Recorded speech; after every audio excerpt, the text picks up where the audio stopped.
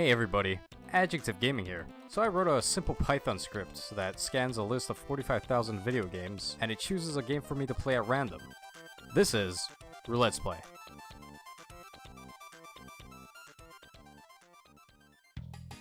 Okay, I have my lucky desktop background equipped, and hopefully I'll roll a good game, and also have a bountiful harvest. F-Zero, GP Legends. The background works! I remember back in the 90s my friend used to come over and want to play the original F-Zero multiplayer, although F-Zero for the SNES is a single player game. But for some reason we both distinctly remember F-Zero being a two-player split-screen game. I mean, each time he came over, it was this whole fucking ordeal looking for the multiplayer. We spent like 15 minutes going through menus and eventually ended up trying to beat the game just trying to unlock multiplayer. We were dumb kids. So there you go, BuzzFeed, another example of the Mandela effect for your top 20 list. That one's pretty undeniable, so just send my check right to my Twitter. F-Zero GP Legends is a Game Boy Advance game based on the F-Zero anime. Wait, F-Zero has an anime? Okay, let's start off with the Grand Prix. I'm gonna stick with the old gold car here. Okay, so the first track here is Mute City. I'm guessing it's partly a remake. Okay, I'm recklessly driving at high speeds, colliding into walls and being electrocuted. Now this is the F-Zero I know. Okay, place first. Congratulations! Take that, Billy and John Tanaka, the Wonder Wasp. Seriously, Japan, come on. Okay, so here's a small list of things I'm afraid of. 1. Sleepwalking off a hotel balcony. 2. These robots singing happy birthday.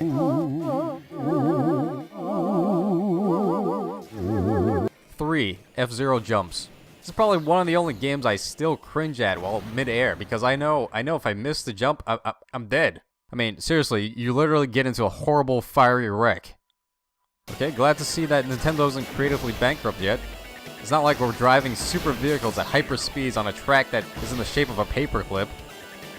Okay, no problem. That's fine. Just put a ramp there that just jumps into nothingness. Thanks. Where was the safety committee when building this race course? No problem. I'll just jump off and fall into it 2 more times. That's fantastic. Final track of this Grand Prix. Fire fields. No lives left from the previous jump bullshit.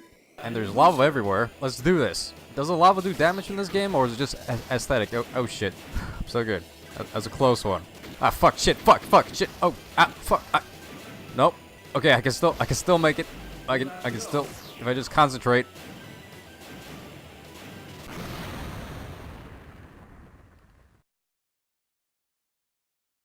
Okay, so I got game over in a racing game. You know, normally in Mario Kart, they just put me in last place and just do their award ceremony, but I guess I can't show up as a fiery corpse. Wouldn't be able to attend. On the bright side of things, I unlocked training mode. What the fuck is this game trying to say? Very passive-aggressive. Alright, let's move on to story mode. Okay, I guess I'm forced to choose Rick Wheeler, a young boy that needs medical attention. Heh, you won't escape this time, Octoman. 887 crimes and you're almost at triple eights. That's not even, it doesn't mean anything. Triple eights. Cuck. These cutscenes are pretty impressive for a Game Boy Advance game. Let's do the first level here. Okay, that was a very short race. Shorter than my videos. Whoa, I just taken Octoman. Alright, phrasing. Okay, so then Captain Falcon shows up to join forces with Bobby Wheeler over here to capture more notorious fugitive known as Zoda. But Captain Falcon's not too much of a help. He just likes rhyming into me. Ah yes, the old fake your death with a dinosaur corpse trick. Classic Zoda. He is a crafty one. Just because you say you're a detective doesn't mean you're a detective. To make the story more confusing, Rick Wheeler reveals that 150 years ago, while pursuing Zoda, they got into a car crash and died. But someone went through the trouble of freezing both of their fiery remains and bring him back to life in the present Captain Falcon era, and Rick Wheeler has been chasing Zoda ever since. So Captain Falcon mentions that Zoda gets his money from the Grand Prix races, then Wheeler just goes after and chases him again. So after clearing the Grand Prix, Margaret calls. Yes, Margaret. Yes, that's a perfect year 2560 name. Margaret. But it turns out it's not Margaret calling, it's Jack Levin. Calling from Margaret's car phone. And he reveals that Jodie has been kidnapped by, you guessed it, the Blood Falcon. What is going on? So you gotta do this whole two-face Batman race to the warehouse to save Jodie.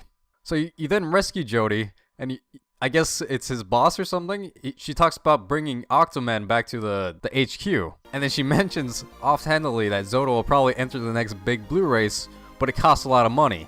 I don't have much cash, yeah. Yeah, you don't have much cash, you just have $900 million laying around. In the middle of this conversation, some asshole shows up and challenges Rick to a race. Who are these people? It's like they compressed several seasons of an anime into like 5 lines of dialogue. They just keep on appearing. So, the Black Shadow, I believe his name was, teleports Rick to Whiteland, USA. Good to see that they changed the paperclip track into something more useful.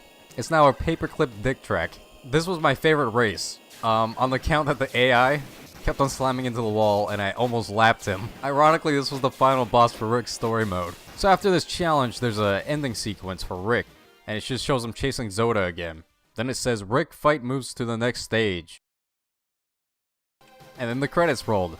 It kind of makes me wonder what happens if you complete all the storylines. Well, that's F-Zero GP Legends. I don't know what the entire cast is so smug about, but I'm gonna be honest, they did a good job with this game. I'm gonna give it 5 Falcon Punches. And there's an amazing amount of things to do in this game for a handheld game. You got story mode, time trial, Grand Prix, zero test, sound options.